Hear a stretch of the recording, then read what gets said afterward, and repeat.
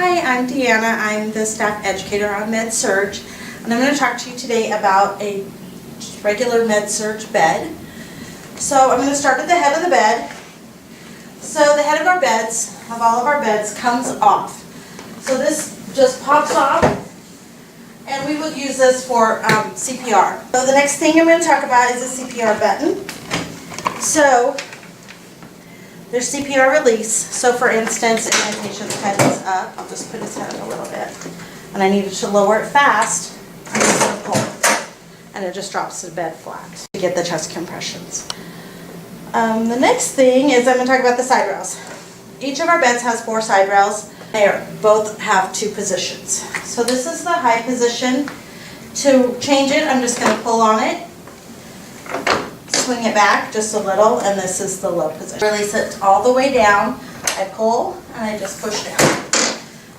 That way the patient can get out of the bed. So the lower side rail is the same way. You pull the release, lift it up. That's all the way up. If you want to just go halfway, you just pull and release it. There's no set and fast rules about which level we have it. It's just what's convenient for the patient or comfortable for the patient. Next thing I want to show you is the brake. So the brake's located on the bottom of the bed, and it actually says brake on it. So you just push it with your foot and you release it so the bed will move. To set the brake, you just push it until it clicks. I could check to make sure it's working correctly. I'm going to show you how to work the bed alarm. So to arm the bed alarm, you just push the arm button. This also works to disarm it. So I've armed the bed and I've disarmed the bed. We have 3 different zones. The zone we typically like to use is the middle one. So 30% of the patient's weight is off of the bed, then that alarm will go off. That's safest for our patients. The outer one, that would be a little bit more, has to be out of the bed. So your patient would probably be sitting up on side of the bed by the time you got in the room. Smaller zone would be for a small patient. Usually if they turn over, it'll go off. So the middle one is the one we typically use. Beds are also intelligent, so that it's called an iBed, and it is an awareness. So if I turn on the iBed, it shows a green light. Means go, everything looks fine. I have 3 side rails up on my patient. The bed is in a certain position. Okay, so if I put a patient in the bed and I forgot to raise one of the side rails, it would turn red. Stop, something bad is, something's not right. So I'm going to look at my little screen, and it says this side rail on this side is down. So I would just raise my side rail and the light turns green again. One other thing I want to show you, so we don't want our patients to be raised up. We want the bed as low as it will go, for safety reasons, of course. So to lower the bed, all you do is push this button that has the patient laying flat on it, the little guy laying flat right there. You would just push that. It stops moving. It's as low as it goes. Make sure that your patient has their call light before you leave the room. Hello everybody, this is our 3rd take on this video. My name is Stephanie Weir. I am the clinical staff educator for Pediatric Services. I'm here today to educate you and train you a little bit on our beds in the surgical service area. These beds are the same used in the emergency room, so just keep that in mind. First thing first, what people miss a lot is how to raise the head of the bed up and down. There is a little red lever off here to the back. You just pull that lever forward, and that will allow you to release the lock in the head of the bed. Just keep in mind when you grip this red knob, if there is a heavy patient in the bed, their head will lower on their own, so you kind of need to support that a little bit when you let that down. Down here, as far as the bed rails, they just pull up and they lock into place. There is a red knob on each end of the bed to release that bed rail, so you just lift that knob, lower your bed rail back down to the ground. And then as far as, there's these 2 foot pedals here at the bottom. You've got the same foot pedals on the end of the bed as you do here on this side. You can use the one to pump up your bed to the level that you would prefer to do your care. I'm one that always raises them up because I'm a back safety girl. I don't want to save my back. Once you get that as high as you want, To release that back down to the ground, you would push this other pedal and it lowers him back to the ground. Keep in mind, you want to always lower that back to make sure it's at its lowest level for the patient to get out of bed so you can prevent a fall. Underneath here, I do just want to mention we do have a spot for our O2 tank way underneath there. Those often become dislodged, which is a big safety hazard for our facility. My name is Michelle, Women's and Children's Staff Educator. I'm going to talk today about the labor beds that we have in our department. One thing to keep in mind if you come and help in our department is that many of our patients are fall risks because of labor epidurals that they receive during labor. If you are ever asked to help a patient out of bed, please check with the primary nurse because they will remain a fall risk for several hours after delivery. Starting with the head of the bed, it is much like your MedSurg beds. You push the button to raise and lower the head. The feet will drop down and also raise. When the bed is in the highest position, we can use these levers to place the patient in Trendelenburg for some emergency situations.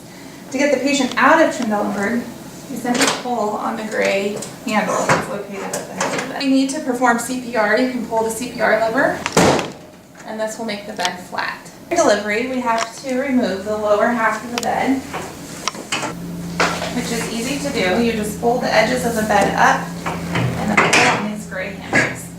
It's important to remember that when you're placing the bed back together, the metal pieces get back in the appropriate place. Brakes on the bed underneath these foot pedals. You'll see it's in the locked position when the red is down. Straight across would be in the neutral position, and the green in the down position is in steer. That should always be. Hi, I'm Deanna. I'm the clinical staff educator for MedSurg, and I'm going to talk to you today about the bariatric bed, which is also used for people that are very tall, not like me.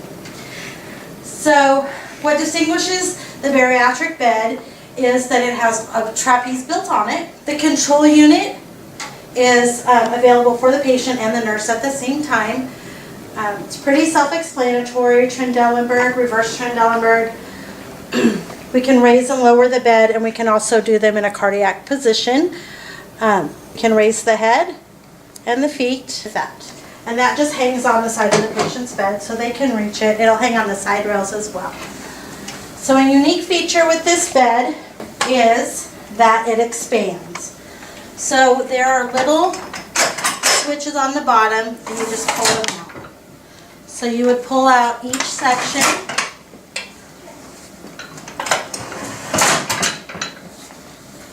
And then you can add an extra piece of mattress on here. And this does zip in with the regular mattress cover. You just need to make sure it's sitting correct. And the sheets would cover this. We have special bariatric sheets for this bigger section. And you would pull the one out on the other side and do the same thing. Side rails are a little bit different than our regular beds. You just snap them into place,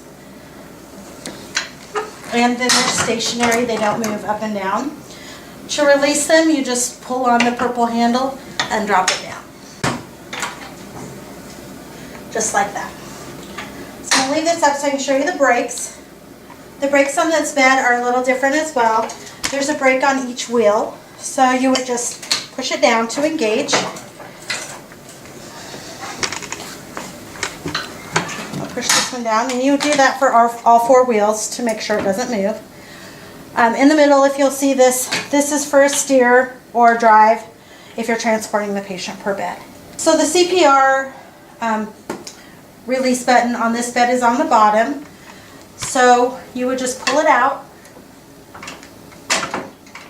to release the bed. You also have your controls on the back, on the end of the bed, just like you do on all of the other beds. You can lock them out. There's a light for you. Raise, lower the bed, the CPR position, Trendelenburg and reverse Trendelenburg. We can weigh our patient on this bed as well. We would zero it and then just push the weight button. And another amazing feature of this, for the taller patients that we have, underneath the bed is a black pull knob. So you would just pull on the knob, pull it out, and then fit another extension for the mattress under there. And the bariatric sheets will fit over that as well. This bed does not come with a bed alarm, so we would use the alarm mats that are located in ER and put that on the patient's bed and hook it up to the call light, just like we do a chair alarm. Hey, I'm Monica, I'm an educator and manager of behavioral health up here. Our medical beds are a little different than on the floor. As you can see, our medical beds, everything is filled in here, so we have no holes. Also, via the medical beds downstairs, I know this pops off for CPR. This does not pop off on our beds. These are all attached so the patients can't take them off and use them as weapons. We also do not have a release for CPR, so you have to physically go to the end of the bed and put it down, and I will show you how to raise the bed and put it down. Our side rails just kind of pull up and lock. The push button's right here. You push it in, it'll pop back down. Same way with the lower. They pull up and lock, and pushing goes back down.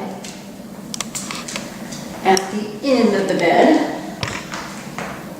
our beds also have a lock on them. So you'll see it says security lockout activated. To get into our beds, we have a code that we have to put in, which is 7263. That will unlock the bed, as you can see here. And then you can put the bed up, the head of the bed, and down, the whole bed up, or the whole bed down. And then our beds do go quite a ways down, so they are pretty low beds, in case you have somebody that's short or somebody that might fall off the bed. And then obviously the feet up and down.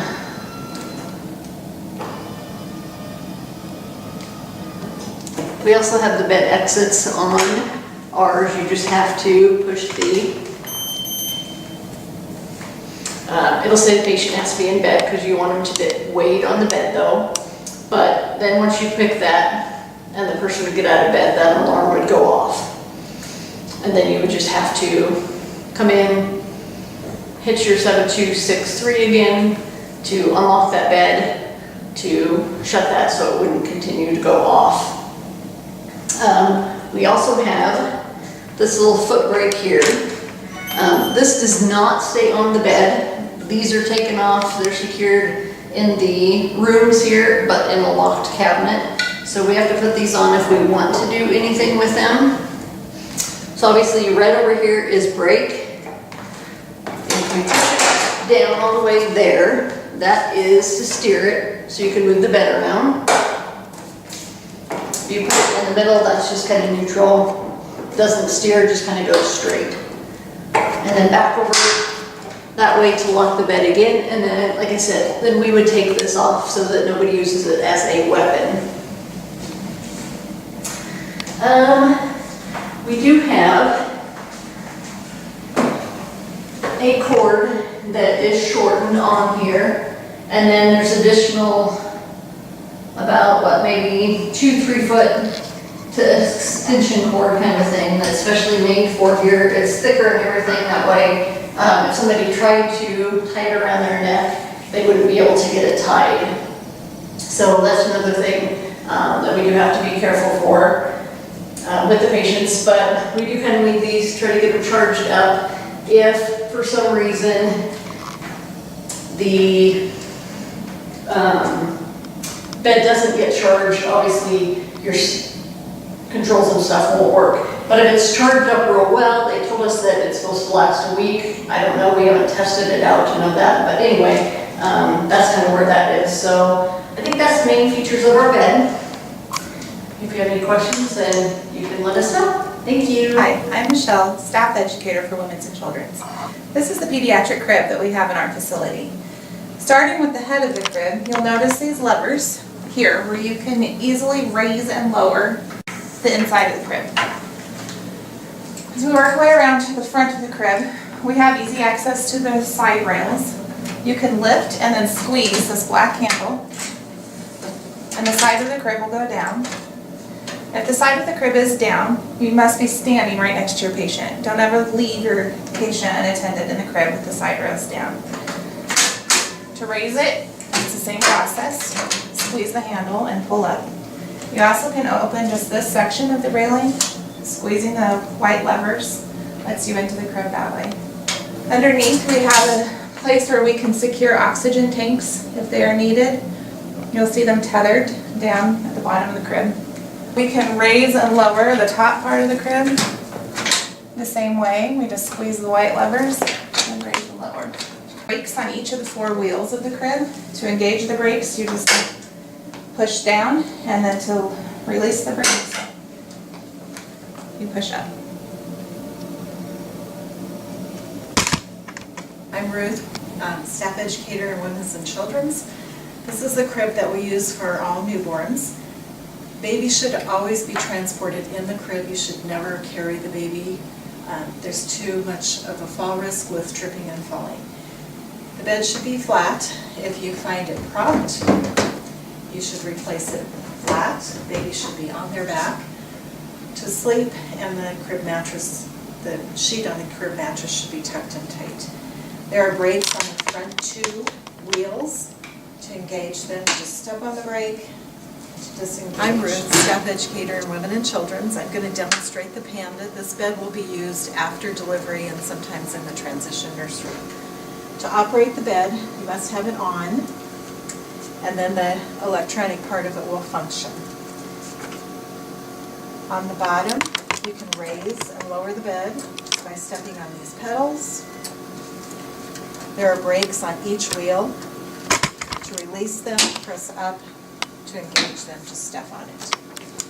You can raise and lower the bed by squeezing on this handle. Either side will go up or down.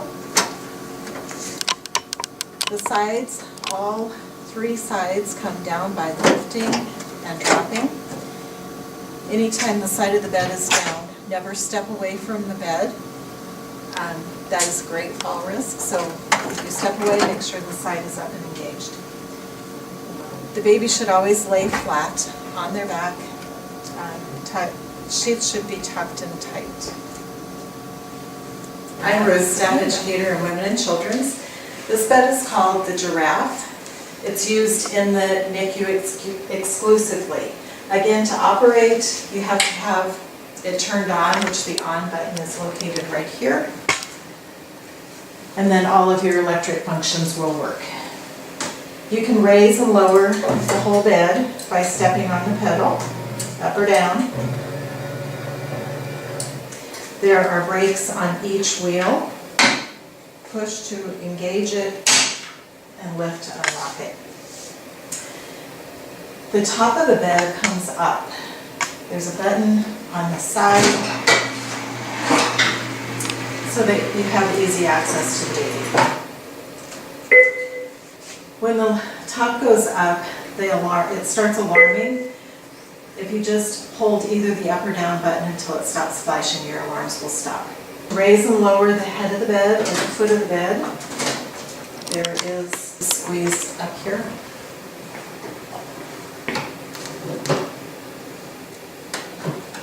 And sometimes in the NICU, unlike well babies, we do have the head of the bed raised for respiratory reasons. The sides of the bed come down, you squeeze and lower.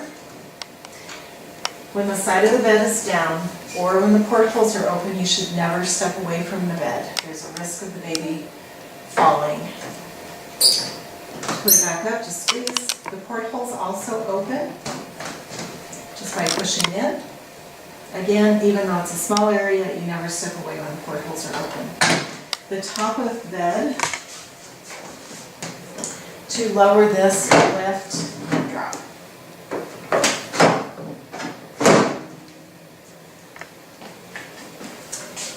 And that's the basics of the Giraffe.